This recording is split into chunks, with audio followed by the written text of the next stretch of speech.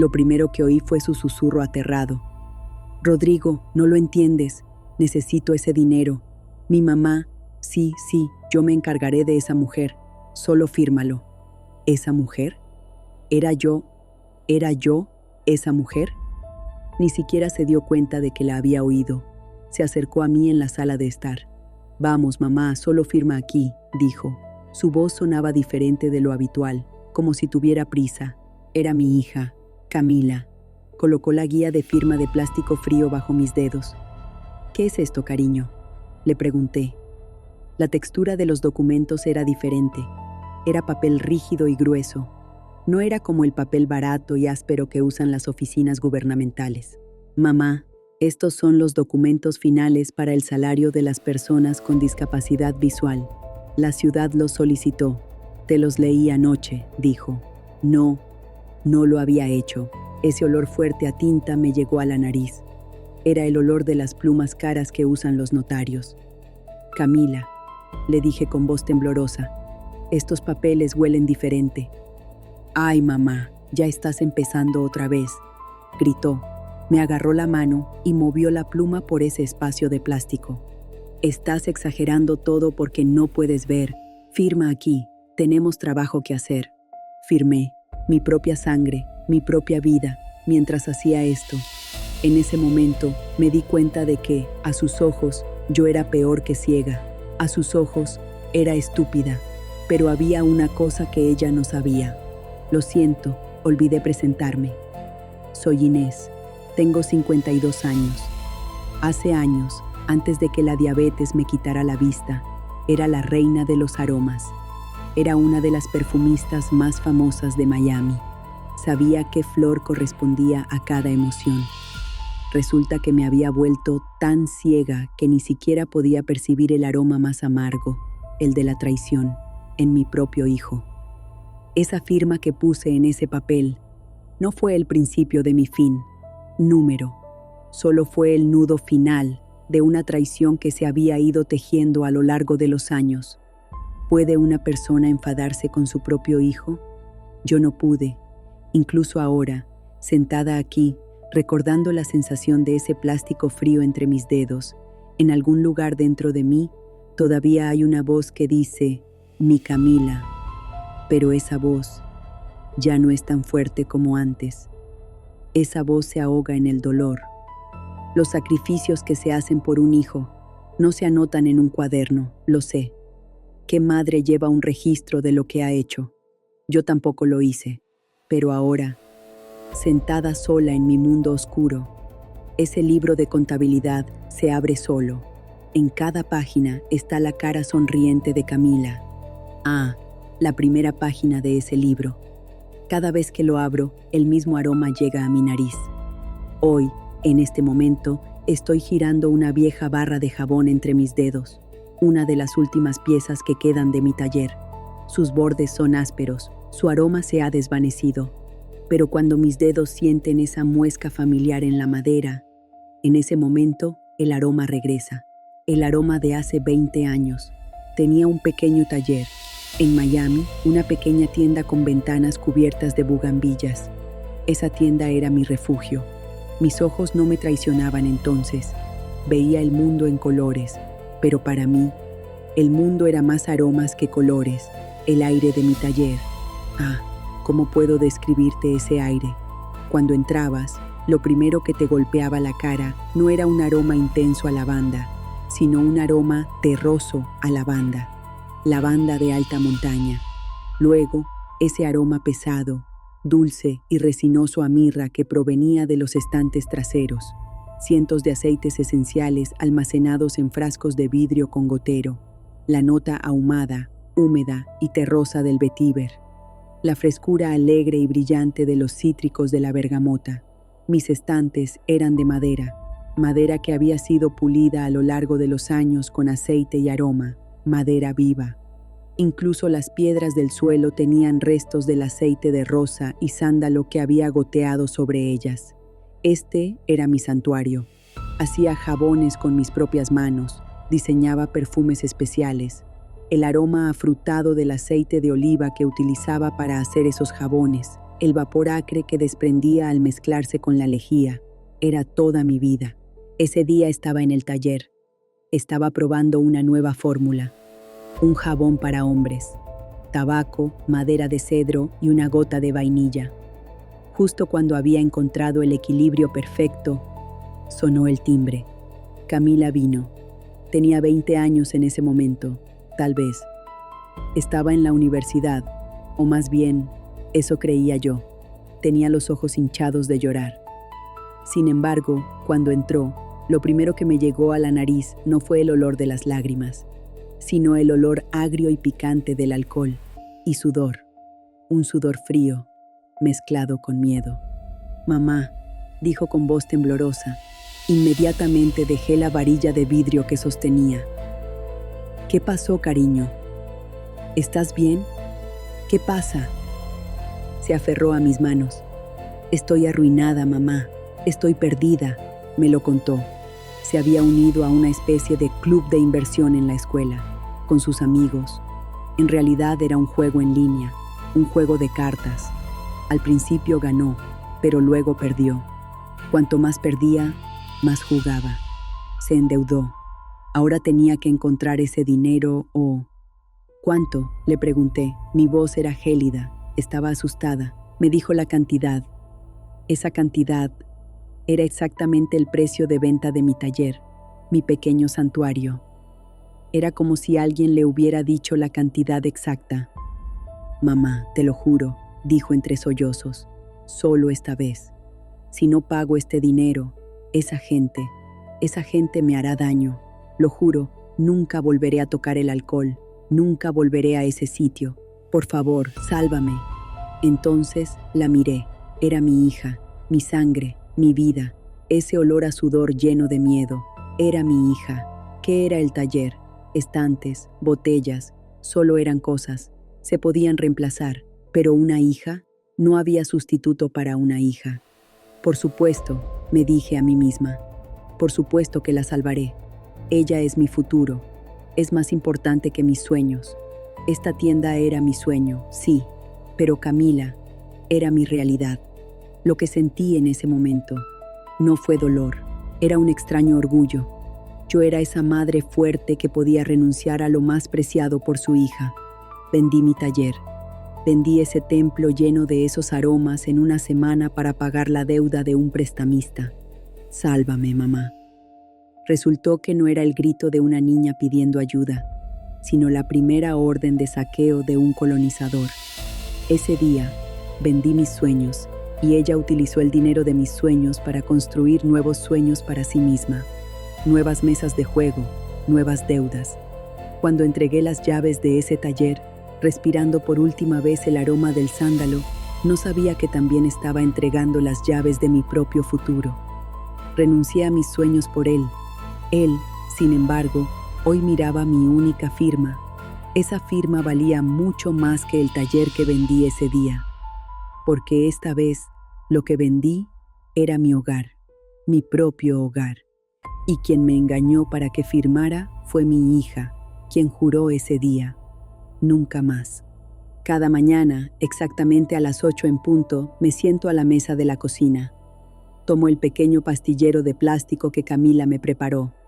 Mis dedos recorren las letras en relieve del compartimento marcado con martes. Abro la tapa. Tomo la pequeña pastilla blanca en mi mano, mi pastilla de azúcar. Y por supuesto, esa aguja metálica afilada y fría, mi pluma de insulina. Cuando abro el tapón de esa pluma, ese olor químico y penetrante, una mezcla de alcohol y medicina, se extiende por la habitación. Ese olor no solo significa diabetes para mí. Ese olor significa la luz que perdí. Fue hace 5 años. Mis ojos estaban dando sus primeros pasos en el mundo de las sombras. Estaba en el consultorio de mi médico, el doctor Ramírez. Su voz siempre me tranquilizaba, pero ese día su voz estaba un poco más tensa. Su consultorio siempre olía a colonia de limón y papel viejo. Ese día, Camila estaba conmigo, me cogía de la mano. La voz del médico me llegó a través de ese aroma a limón. Retinopatía. relacionada con la diabetes, estaba progresando. Inés, dijo el doctor Ramírez, podemos ralentizar esto, incluso podemos lograr alguna mejora.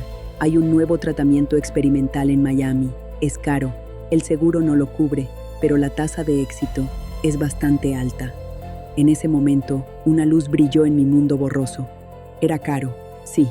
Después de vender el taller, había apartado unos ahorros, lo que yo llamaba mi dinero para el funeral. Era justo lo suficiente para ese tratamiento. En ese momento, pensé que podía invertir ese dinero en mis ojos. Imaginaba poder volver a leer las etiquetas de esos frascos de vidrio, ver los colores de mis jabones. Regresamos a casa esa noche. Camila estaba callada. Yo estaba emocionada. Hija, le dije, ¿escuchaste al doctor? Tal vez pueda volver a ver. Voy a usar ese dinero. La mano de Camila encontró la mía, pero no era la mano cálida de una niña, era como la mano fría de una extraña. Mamá, dijo. Su voz era tan lógica, tan madura. El doctor dijo, quizá. Dijo, experimental. ¿Y si no funciona? ¿Y si ponemos todo ese dinero, nuestros últimos ahorros, en los bolsillos de esos hombres para nada? Pero, ¿y si funciona, Camila? ¿Y si no funciona? Ese dinero es nuestra seguridad. Esta casa, si mañana nos llega una factura, si pasa algo, con ese dinero al menos podremos conservar nuestra casa. Además, ¿qué sentido tiene? Yo estoy aquí. Hizo una pausa. Me apretó la mano con más fuerza. Yo seré tus ojos, mamá. Te lo prometo. Te leeré todo. Te llevaré a todas partes. En lugar de dar ese dinero a esos médicos, ahorrémoslo para nuestro futuro. Por favor. Esa promesa. Seré tus ojos. ¿Podría haber una frase más dulce para una madre? Mi hija se estaba sacrificando por mí, para cuidar de mí. Había madurado tanto. Estaba preocupada por mí, no por el dinero, sino por nuestro futuro. En ese momento, la luz de la esperanza dentro de mí se apagó, sí, pero algo más cálido ocupó su lugar, el amor de una hija. Mi hija es tan considerada, pensé para mis adentros. Ella cuidará de mí. No necesito arriesgar ese dinero. Ella está a mi lado. Eso es más valioso que ver. Esa noche dejé de lado la idea de la cirugía. Dejé el dinero en el banco para mantenerlo a salvo, para nuestro futuro. Seré tus ojos.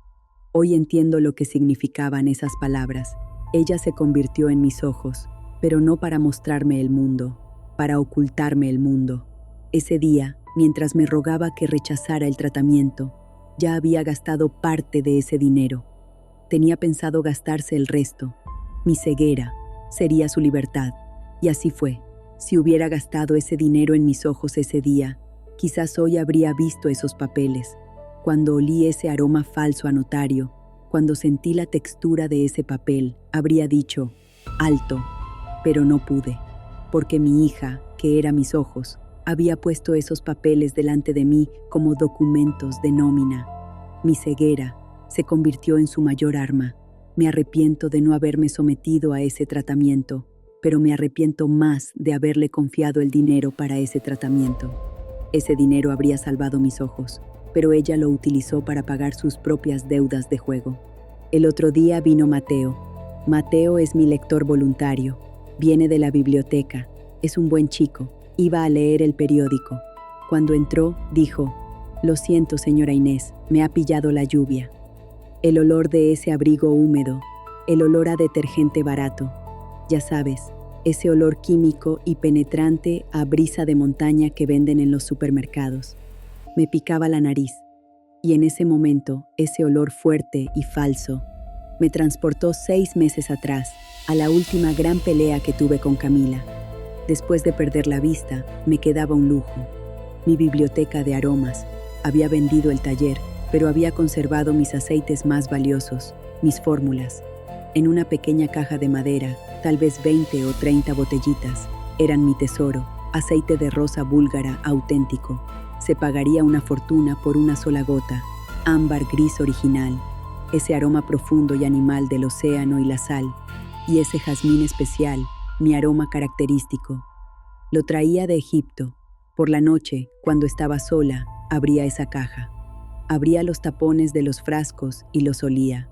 Esos aromas eran mis fotografías. El aroma del jazmín me recordaba mi primer baile con mi difunto esposo. El aroma del sándalo me recordaba el taller de carpintería de mi padre. Esa caja era mi memoria. Un día, Camila dijo: «Mamá, esta caja está acumulando polvo aquí. Ven, las pondré en el estante para ti. Te será más fácil encontrarlas». «Ay, querida», le dije, «no las toques, son muy valiosas». «No te preocupes, mamá», me dijo con su habitual voz alegre y falsa. «Las cuidaré mejor que tú». Unos días más tarde, quise coger la caja. Me apetecía. Necesitaba ese aroma a jazmín. Camila me trajo la caja. Abrí la tapa. Encontré el frasco con los dedos. Sabía de memoria dónde estaba. Abrí la tapa. Y el aroma que llegó a mi nariz no era jazmín. Era un aroma fuerte, alcohólico, falso y que provocaba dolor de cabeza, como el aroma del detergente de Mateo. «¡Camila!», grité. «¿Qué es esto?». «Este no es mi jazmín». Su voz vino de la cocina. «¿De qué estás hablando, mamá?». «Es el mismo frasco. Yo lo puse ahí». «Te digo que no lo es», dije con voz temblorosa. «¿Me estás tomando el pelo? Esto es sintético. Es un perfume barato». Se acercó y me puso la mano en el hombro. «Mamá, cálmate.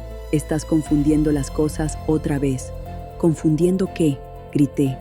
«Puede que esté ciega, pero no he perdido el sentido del olfato. Esto es un fraude». Fue entonces cuando su tono cambió. La dulce chica había desaparecido, sustituida por una extraña fría e impaciente. «Mamá, no sé si te das cuenta, pero el médico dijo que tu diabetes no solo afecta a tus ojos, sino también a tus terminaciones nerviosas. Quizás tu nariz, bueno, ya no es lo que era». Hice una pausa. Ella continuó: «¿Qué más da? Solo es un olor, solo es un olor. Ya no haces nada con esos aceites. Olvídalo. Te compraré uno nuevo». Me sentí devastada. ¿Estaba insinuando que había perdido la cabeza? Mi nariz, mi identidad, lo único en lo que había confiado toda mi vida. Cuando perdí la vista, recé: «Dios, salva mi nariz». ¿También iba a desaparecer? ¿Y si Camila tenía razón? ¿Y si realmente estaba empezando a perder la cabeza? En ese momento, rodeada de ese aroma falso a jazmín, me sentí tan pequeña, tan indefensa. «Quizá tengas razón», susurré. «Quizá yo ya no soy la misma». Ese día cerré la tapa de la caja.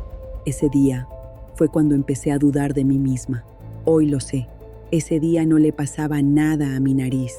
Ese día no le pasaba nada a mis terminaciones nerviosas. El problema estaba en la conciencia de Camila. Vendió mis preciados aceites, mi biblioteca, esas botellas que valían una fortuna, una por una. En su lugar, las llenó con esos aromas sintéticos y baratos que compró en el mercado. ¿Por qué? Por deudas de juego. No solo me robó mis recuerdos, sino también mi identidad. Me hizo dudar de mi propia mente. Así que ese día, cuando puso ese documento de pago delante de mí, cuando olí esa tinta fuerte de notario, cuando dije: «Este aroma es diferente», y ella me respondió: «Ay, mamá, ya estás otra vez. Lo exageras todo porque no puedes ver». En ese momento recordé ese aroma falso a jazmín de hacía 6 meses. Y yo me quedé en silencio. «Estoy exagerando otra vez», me dije a mí misma. «Estoy malinterpretando otra vez». Y lo firmé. Resultó que él no solo me había robado mis aceites, sino también la última pizca de confianza que tenía en mí misma. Esa firma no era una señal de mi ceguera, sino de la duda que él había sembrado en mí. Los días después de firmar ese documento, esos días no fueron como caminar en la niebla. ¿Qué significa la niebla para una mujer ciega? Number. Esos días fueron como asfixiarse lentamente dentro de una caja sin aire. No mi fe en Camila, sino la última pizca de fe que tenía en mí misma se había desvanecido en ese trozo de papel. Ahora, en esa casa, yo, Inés, ya no era una madre de 52 años. Era una sombra en esa casa. destinada a oír pero no a hablar, a oler pero no a cuestionar. Era un objeto. Era el último y tedioso detalle del plan de Camila. Ese cansado, ¡ay, mamá!, cuando le dije, el olor es diferente. Era una repetición de aquel momento del jazmín falso en el que dudé de mi propia mente. Y volví a callarme. Pero la crueldad no terminó con esa firma. Esa firma fue solo el comienzo. No solo me quitó mi hogar, mi futuro, mis recuerdos, hizo todo lo posible para convertir mi presente en un infierno. La crueldad no se manifiesta en grandes acontecimientos. No es como en las películas. La opresión se filtra en tu alma cada día, gota a gota, al igual que el agua que se filtra a través de una grieta, acaba rompiendo una gran roca. La opresión de Camila era así. Me fue destrozando poco a poco, haciéndome dudar de mi propia mente, de mis propios sentidos. Una mañana, llamé desde la cocina. Cariño, ¿me pones un poco de leche en el café? Después de perder la vista, desarrollé un sistema. Todo tenía su lugar. Pero Camila, últimamente, como si lo disfrutara, había empezado a moverlo todo. La sal en el azucarero, el café en el recipiente de la harina. Te estoy ayudando, mamá, decía. Number. Me estaba quitando el control sobre mi casa, ese último vestigio de independencia. Puso la leche delante de mí. Me llevé el vaso a los labios, y en ese momento, ese olor agudo, agrio y nauseabundo me golpeó la nariz. No era solo el olor de la leche en mal estado, era el olor de la descomposición. Rápidamente dejé el vaso sobre la mesa. Camila, esta leche está en mal estado. Su voz sonaba tan indiferente mientras miraba su teléfono. No, mamá, no lo está. La compré ayer. Revisé la fecha. Hija mía, yo era perfumista, quería gritar. Tenía un olfato capaz de distinguir cientos de notas en una sola flor. ¿Cómo no iba a saber que esta leche está en mal estado? Pero no pude gritar, porque me vino a la mente aquel momento del jazmín falso. Estoy segura, dije con voz temblorosa. El olor es horrible. Camila se levantó de la silla. Me quitó el vaso de la mano. En ese momento, esperaba oírla llevársela a la nariz, ver su cara arrugarse de asco. Pero no pasó nada. Mamá, dijo, con esa voz falsamente paciente. Cálmate. ¿Recuerdas ese artículo que le leí ayer al médico? La diabetes también puede afectar al sentido del olfato, al igual que esos aceites tan caros. Probablemente sea por la medicación. Vertió el contenido de la taza en el fregadero. No te preocupes, dijo. Te prepararé un café solo. En ese momento, junto con la leche agria que se vertía en el fregadero, también se vertían las últimas migajas de mi autoestima. ¿Y si tenía razón? ¿Y si realmente no podía distinguir lo podrido de lo fresco? Mi herramienta más fiable, mi nariz, también me estaba traicionando. Ese día necesitaba todo lo que Camila me ofrecía, todos los aromas que ella consideraba seguros. Ella había sellado no solo mis ojos, sino también mi nariz. Tenía otra pequeña fuente de ingresos, una pequeña pensión, aunque simbólica, que me pagaba cada 3 meses la asociación de perfumistas a la que me había afiliado años atrás. Siempre llegaba el día 15 del mes, en forma de cheque en el buzón, y siempre reconocía ese cheque por la voz de nuestro cartero, Carlos. Carlos era un hombre alegre. Siempre tarareaba la misma melodía mientras repartía el correo. La Bamba. Esa mañana era el día 15 del mes. Estaba sentada en el balcón. El sol calentaba mi piel y lo oí. Oí el alegre silbido de Carlos, La Bamba.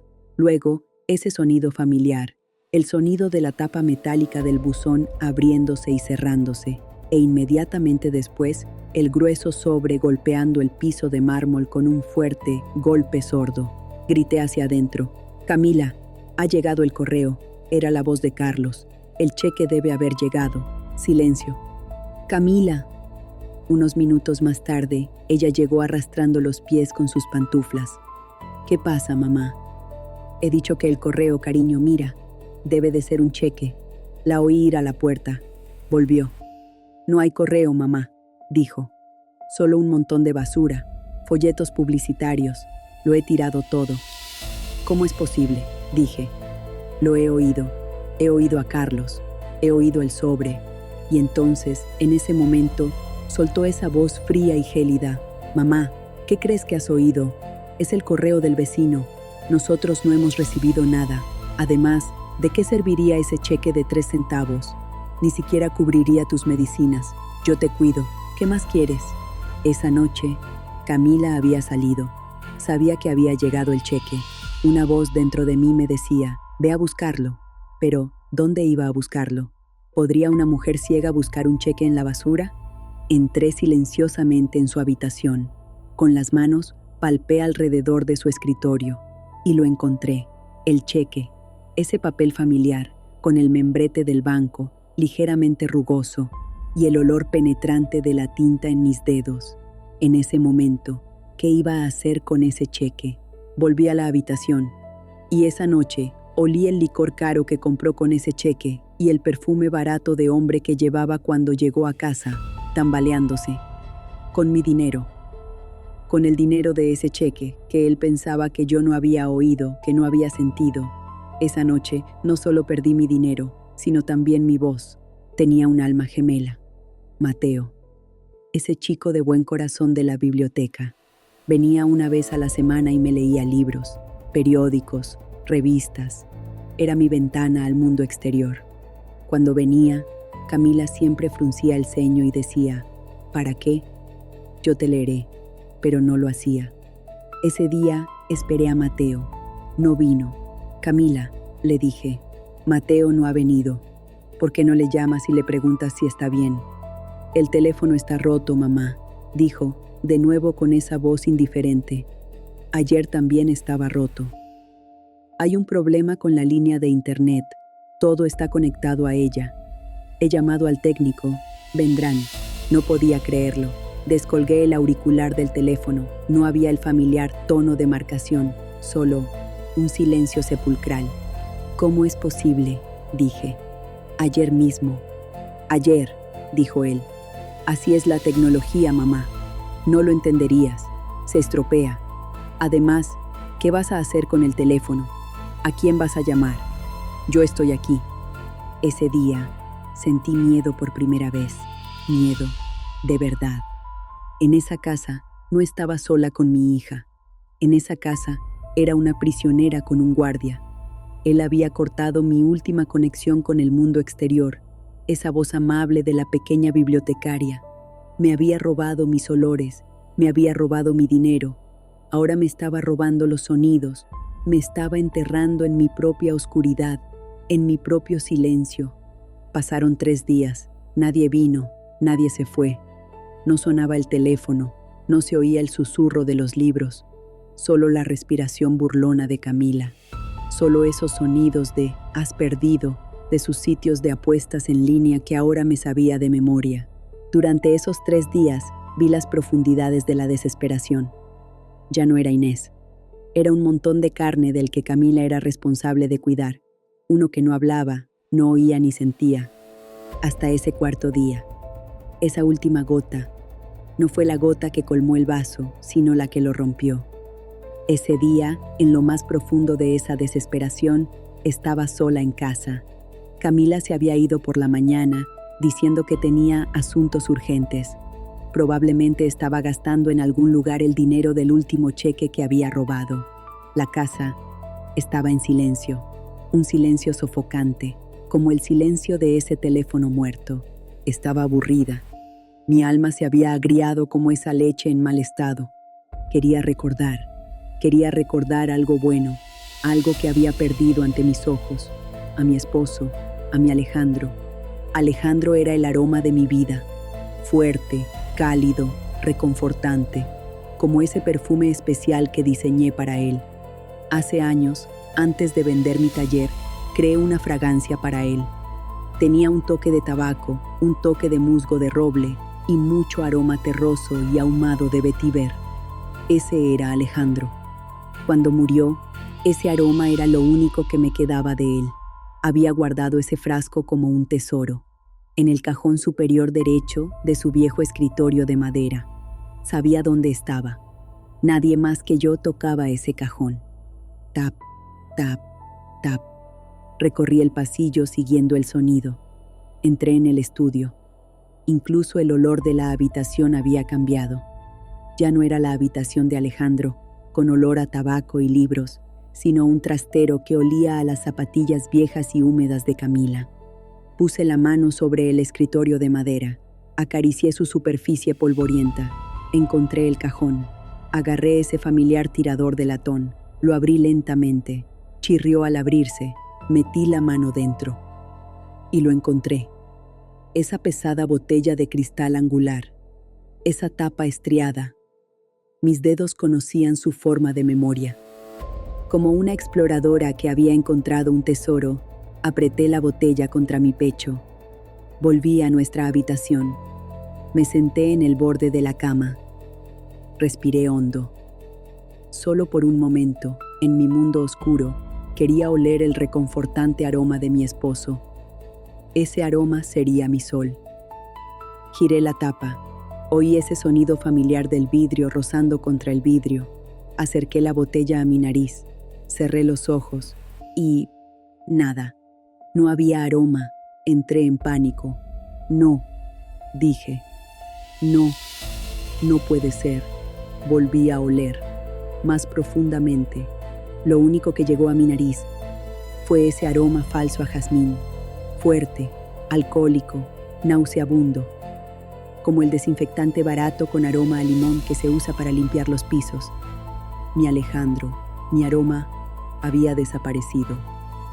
Mamá, su voz resonó detrás de mí como un latigazo. Camila, estaba en casa. ¿Qué haces ahí?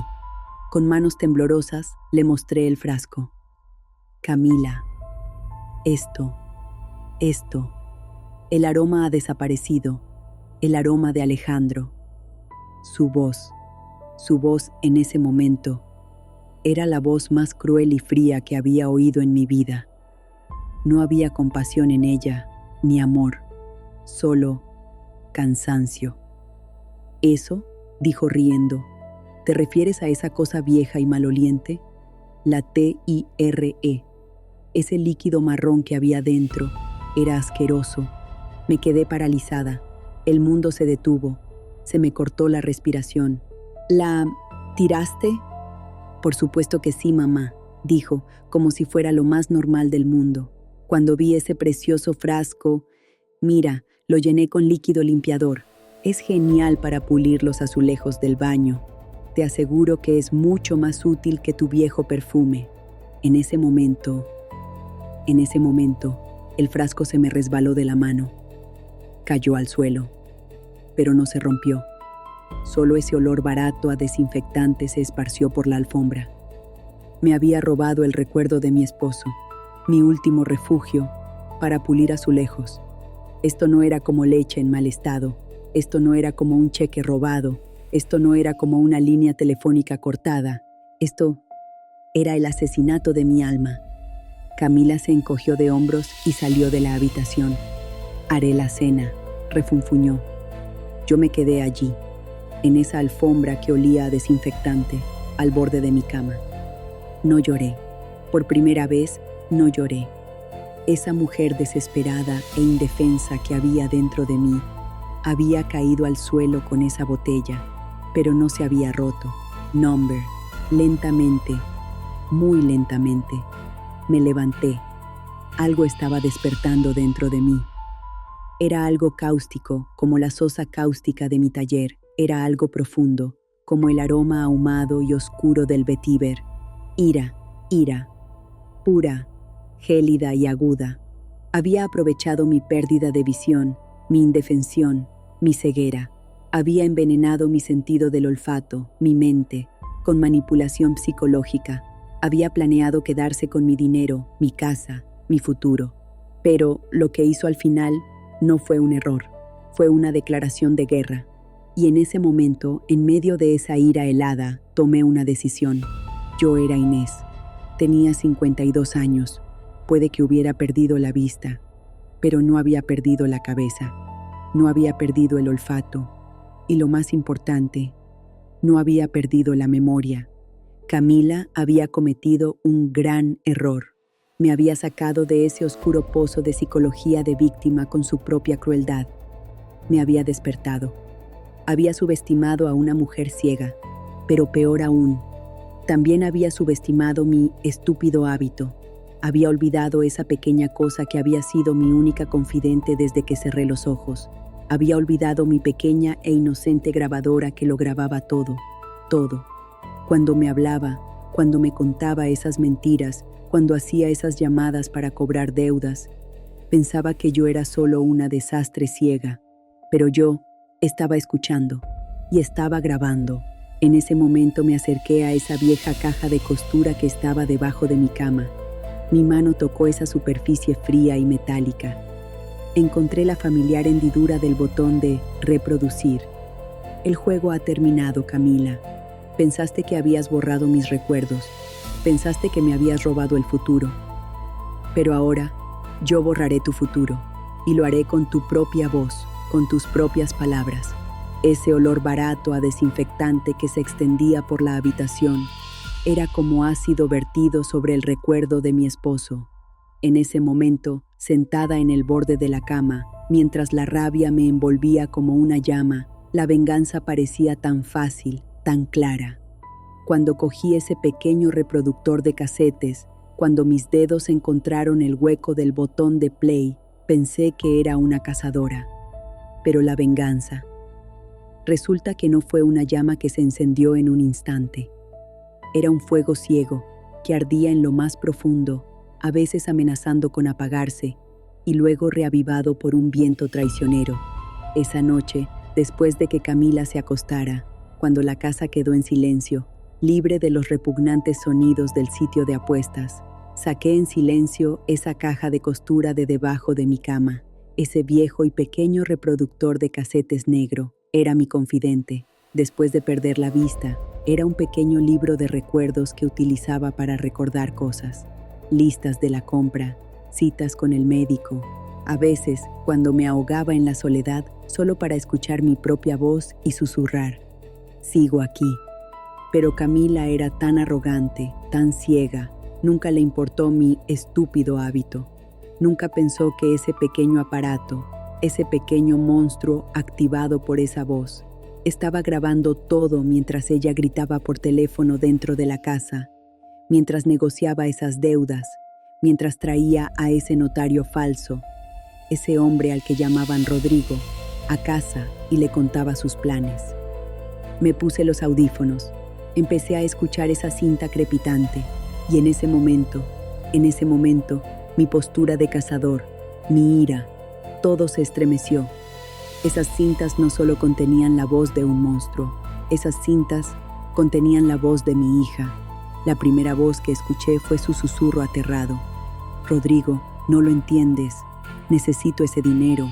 Mi mamá, sí, me encargaré de esa mujer, solo déjala firmar. ¿Esa mujer? ¿Era yo esa mujer?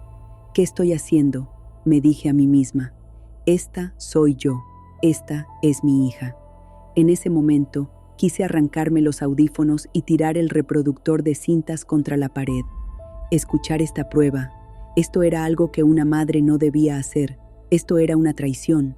Sí, la mía era una traición. ¿Iba a tenderle una trampa a mi propia hija? En ese momento me levanté. Con el casete colgando de los audífonos, caminé lentamente por ese pasillo que me sabía de memoria. Fui al armario de la ropa blanca. En el estante de abajo, mi mano encontró esa superficie familiar, suave y peluda de lana. La cobija de bebé de Camila. Me la acerqué a la nariz. 20 años, 30 años. El olor había desaparecido, pero lo recordaba. Ese olor a leche agria. Ese inocente olor a bebé mezclado con el aroma de mi piel. En ese momento, otro recuerdo de mi hija inundó mi mente, más poderoso que la voz de esas cintas. Camila tenía 5 años, tenía fiebre, 40 grados. En el hospital, en esa habitación fría que olía a desinfectante, su pequeño cuerpo temblaba en mis brazos. No te vayas, mamá, lloraba. No te vayas. Esa noche, Durante 3 días enteros me senté en esa silla, con su manita en la mía, sin dormir ni un solo momento. Era mi bebé, era mi pequeña, necesitaba que la salvara. Justo cuando apreté la manta contra mi cara, la voz del auricular atravesó ese dulce recuerdo como un cuchillo. Oh, Rodrigo, ¿no lo entiendes?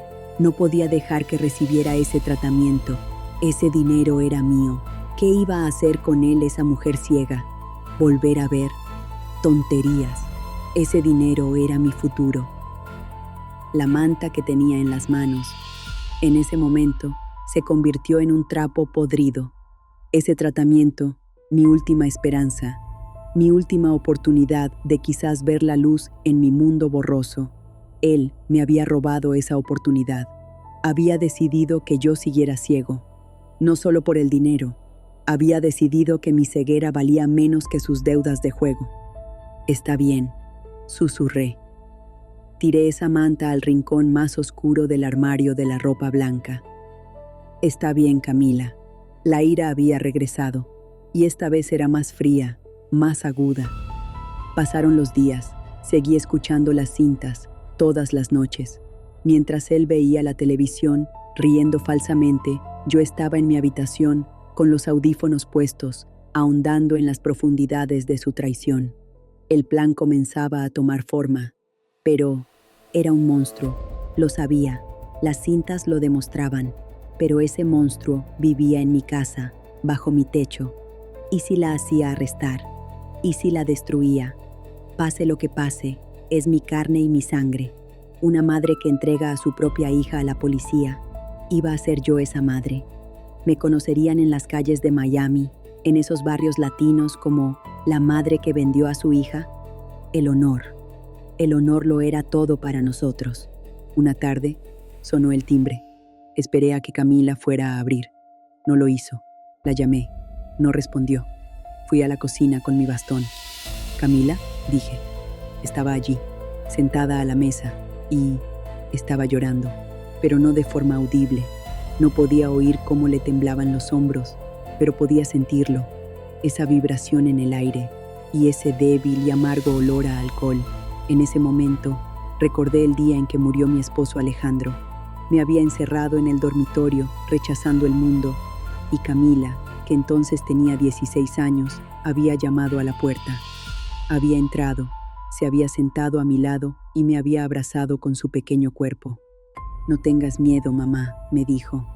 «Estoy aquí. Nosotras dos seremos los pilares de esta casa, te lo prometo». En ese momento, esa chica sentada a la mesa, llorando en silencio, era mi hija de 16 años, afligida, fuerte. Quizás aún había esperanza. Quizás en esta trampa de deudas, ella también era una víctima. Justo cuando extendí la mano para ponerla sobre su hombro, otro aroma llegó a mi nariz. Debajo de ese olor a alcohol, debajo de ese olor a lágrimas, había otro aroma. Pachulí caro, pesado y falso, mezclado con tabaco. Reconocí ese aroma. Estaba grabado en mi memoria junto con la voz de Rodrigo en las cintas. Era el aroma que desprendía ese notario falso, el amigo de Camila, cuando vinieron a buscarla para que firmara los documentos de nómina. Era el aroma del hombre que había conspirado con mi hija. Y ahora, ese aroma estaba en mi hija llorosa. En ese momento lo comprendí. Esas lágrimas no eran lágrimas de arrepentimiento. Esas lágrimas no eran las lágrimas de una víctima aplastada por las deudas, sino las lágrimas temerosas de un criminal cuyos planes habían salido mal. Rodrigo. Él también estaba aquí. O acababa de irse. En mi casa. La casa de Alejandro. Burlándose de mí. Retiré la mano. En ese momento, ese último vestigio de piedad se congeló dentro de mí. No solo me había robado mi dinero, mi casa, mis ojos, también había mancillado la memoria de su padre, el honor de esta casa. Ya no había dudas, ya no había madre, solo estaba Inés y un plan. Mi plan tenía que ser realista, inteligente y, lo más importante, adecuado a mis capacidades. Estaba ciega, No podía examinar cuentas bancarias, no podía comparar firmas, pero yo podía oler y yo podía oír. Mi carta de triunfo eran las docenas de microcintas que había en ese costurero. Los momentos en los que Camila confesaba por teléfono sus deudas de juego. Ese repugnante regateo con Rodrigo sobre la comisión que obtendrían por vender la casa. Y, lo más importante, esa voz fría y sin emoción explicando cómo había bloqueado mi tratamiento, cómo había utilizado ese dinero. Todo estaba allí. Pero esas cintas no servían de nada encerradas en esa casa. Necesitaba a alguien de fuera. Mateo, ese chico de buen corazón de la biblioteca. El teléfono roto de Camila se había arreglado de alguna manera cuando vino su amigo reparador. Pero yo lo sabía. Camila no quería que hablara con el mundo exterior. Esperé a la siguiente visita de Mateo. Ese día, Camila no estaba en casa. Mateo, le dije, no quiero que me leas. Su voz denotaba sorpresa. Señorita Inés, ¿está bien? Te quiero, le dije con voz temblorosa. Quiero que me ayudes. Quiero que me creas. Ese día le conté todo a Mateo. Ese aroma falso a jazmín, esa leche en mal estado, ese recuerdo convertido en desinfectante. Y luego le entregué los audífonos. Mateo se sentó en ese sofá durante media hora sin decir una palabra. Solo oía su respiración entrecortada, susurrando de vez en cuando, «Dios mío». Él me creyó. «Esto», dijo Mateo, con la voz aún temblorosa. «Esto es terrible. Tenemos que ir a la policía». «No», dije. «Todavía no. Era un asunto para una familia latina. Tenía que resolverse con honor, no en la calle. La policía preguntará si estas cintas son legales. Number, necesitamos más». Mi plan era sencillo. «Llévate estas cintas», le dije. «En tu biblioteca, ¿puedes digitalizarlas? Haz copias. Llévalas a algún lugar que nadie conozca. Luego tráeme las cintas», como si nada hubiera pasado. Esa semana, Mateo dijo que estaba trabajando en un proyecto en los archivos de la biblioteca y se llevó las cintas una por una cada día. Las copió. Las subió a una cuenta segura en la nube. Era mis ojos, mis manos. Mateo me encontró un abogado mayor, un viejo amigo de Alejandro, Miguel. No lo había visto en años. Miguel vino a mi casa. Camila estaba en casa. «He venido a visitar a una vieja amiga, Inés», dijo. Camila le preparó un café con esa sonrisa falsa que tiene. «Qué amable, tío Miguel». Mientras Camila estaba en la cocina, le susurré a Miguel. «El bolsillo interior de tu chaqueta». Le metí en el bolsillo la pequeña memoria USB que le había dado Mateo, llena de copias digitales de las cintas. Miguel me llamó esa noche. «Inés, Dios mío, esto es monstruoso». «¿Qué vamos a hacer?», le dije. «Es sencillo», respondió Miguel. «Esos documentos, el poder notarial y el contrato de venta que firmaste, los hizo un notario falso.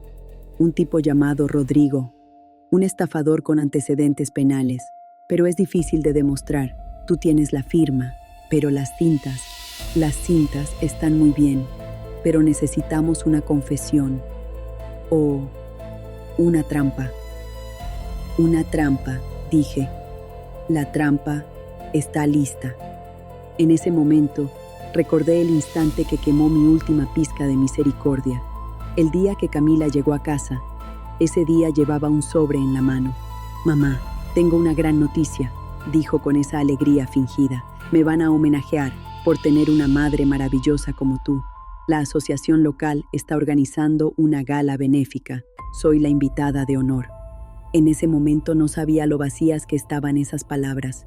Pero ahora, «Miguel», dije, «la semana que viene hay una gala benéfica en la Asociación Local de San Antonio. Se llama Vidas Dedicadas a Padres con Discapacidades. Mi hija va a recibir un premio allí». Hubo silencio al otro lado del teléfono. «Inés, eres un genio». «No», respondí, «solo soy una madre. Y en la noche más importante de mi hija, en ese escenario, quiero estar allí con ella». El plan era sencillo. Esa noche, Camila subiría al escenario como la hija sacrificada, derramaría esas lágrimas falsas y en ese mismo momento mi talento como perfumista entraría en acción. Le dije a Mateo, Rodrigo estará allí esa noche. Camila le dará su parte después de vender la casa. Lo reconoceré por su aroma, ese pachulí falso. En cuanto entre en la sala, avísame. Nuestro abogado Miguel estaría en la sala esa noche. El técnico de sonido estaba preparado. Mateo sería mis ojos. Y yo sería esa mujer ciega e indefensa sentada en la oscuridad, hasta que las luces se encendieran sobre mí. Camila había utilizado mi ceguera como arma. Ahora, yo convertiría su arrogancia, su máscara de hija sacrificada, en un arma que provocaría su fin. Ese salón, ¿cómo puedo describirles ese salón? Para una mujer ciega, los lugares se componen de sonidos y olores, y ese salón apestaba a hipocresía. En mi mesa sostuve con fuerza la amable mano de Mateo. Él era mis ojos. Está abarrotado, me susurró al oído. Toda la prensa local está aquí, señora Inés. Camila, en el escenario, con ese vestido blanco, parece un ángel. Los ángeles, le susurré, no huelen a desinfectante, Mateo. El aire estaba lleno del chirrido estridente de las risas forzadas, el tintineo de las copas y el olor a hotel de esos arreglos florales rancios y alfombras baratas que flotaba en el aire. El plan era sencillo. Mi abogado Miguel estaba junto al técnico de sonido. Mateo estaba a mi lado. Y yo solo esperaba. ¿Qué esperaba? Ni un solo sonido, un olor. Camila, la invitada de honor de esa noche, subió al escenario con su falsa modestia. Aplausos. En ese momento, el sonido de esos aplausos era más ensordecedor que el silencio que había experimentado cuando olí esa leche podrida. Gracias, dijo Camila. Su voz era tan dulce, tan sincera, completamente diferente de la voz de esas cintas. Pero no soy ninguna heroína. Un «au» se extendió por la sala. Solo soy una niña, continuó. Su voz comenzó a temblar con falsa emoción. Mi madre, Inés, ella es mi mundo, ella es mi luz. Sí, perdió la vista, pero me enseñó a ver. Se me revolvió el estómago. Busqué la pequeña bolsa debajo de la mesa. Dentro estaba la botella que mancillaba la memoria de mi esposo. Camila continuó con su actuación angelical. Cuidar de ella no es una carga, es un honor. Esta placa no es mía, es por su sacrificio infinito. En ese momento, Mateo me apretó el brazo con fuerza. Señora Inés, susurró. Hay un hombre con un traje brillante que se dirige hacia la barra. Está mirando a Camila y sonriendo. Y capté ese aroma incluso antes de que Mateo terminara de hablar. Era el olor del hotel que se deslizaba entre las flores marchitas como una serpiente y llegaba a mi nariz. Ese pachulí falso, pesado y nauseabundo, mezclado con tabaco. Era el aroma de Rodrigo, el del notario falso, el cómplice de mi hija. Ahora, Mateo, susurré. Mateo levantó la mano. Le hizo una señal a Miguel, que estaba al fondo del salón. Camila, justo cuando se secaba esas lágrimas falsas, estaba a punto de terminar su discurso. Y por eso, sin importar dónde esté mi madre, la interrumpieron. Se oyó un crujido en los altavoces. Esa música clásica y educada se detuvo. Hubo un momento de silencio en el salón. Y entonces, la voz de Camila. Pero no esa voz angelical del escenario, esa voz de las cintas, esa voz fría y despiadada. Oh, Rodrigo, no lo entiendes. No podía dejar que le hicieran eso.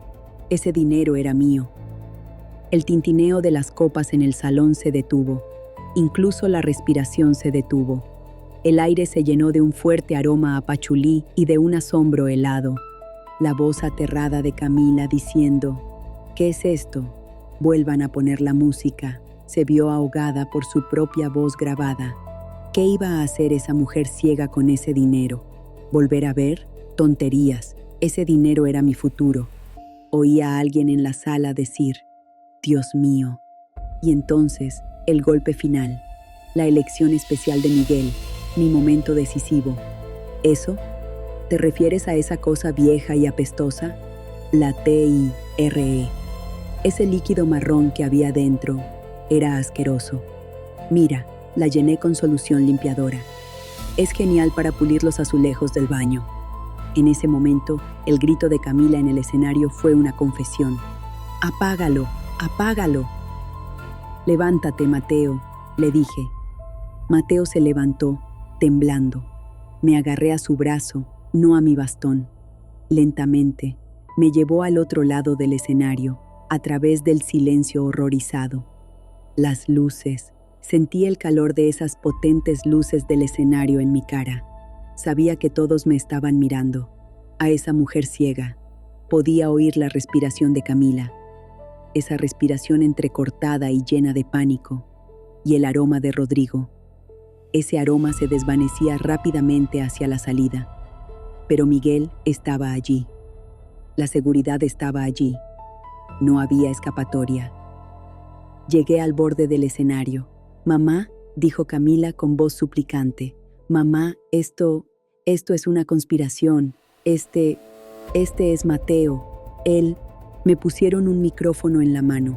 El plan de mi abogado Miguel estaba funcionando a la perfección. «No, Camila», dije. Mi voz resonó en ese enorme salón. Era tranquila. No era fría. Era simplemente clara. En mi oscuro mundo, siguiendo su aroma y su voz, volví mi rostro hacia él. Este no es Mateo. Este eres tú. Esta es la voz de tu sacrificio. Saqué esa botella de mi bolso, esa botella llena de solución limpiadora. Levanté esa botella que una mujer ciega había encontrado al tacto, en el aire. Esto, dije, esto es el recuerdo de tu padre, tu abrillantador de azulejos. Me quitaste la vista, Camila. Me quitaste mi dinero, me quitaste mi casa. Estas cosas, algún día podría haberlas perdonado. Una madre perdona cualquier cosa por su hijo. Hice una pausa. Respiré el pesado y denso silencio del salón. Pero tú, dije, con la voz temblorosa por primera vez. Tú creías que habías borrado mis recuerdos. Jugaste con mi mente. Utilizaste mi ceguera como arma. Pero olvidaste una cosa, hija mía. Volví la cara hacia esas cálidas luces, hacia esa multitud invisible. Puede que mis ojos no vean, pero yo era perfumista. Puedo oler una mentira a 1000 kilómetros de distancia. Y tú apestabas a traición de pies a cabeza. En ese momento, en ese escenario, la máscara del niño sacrificado se desmoronó. Y lo que quedó, bajo el flash de las cámaras, fue un pequeño criminal asustado, sollozando mientras se derrumbaba en el suelo. Lo que siguió, sucedió rápidamente. Esa noche, en ese salón, todo terminó. Rodrigo fue capturado en la puerta. Ese falso notario resultó ser un estafador convicto. Camila.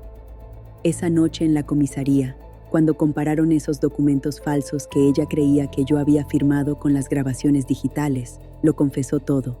Quería que el juicio fuera a puerta cerrada para la prensa, pero eso era imposible. El hijo desinteresado que robó a su madre ciega. Los titulares fueron despiadados. Camila y Rodrigo fueron condenados a prisión por fraude agravado y explotación de una persona vulnerable. La casa.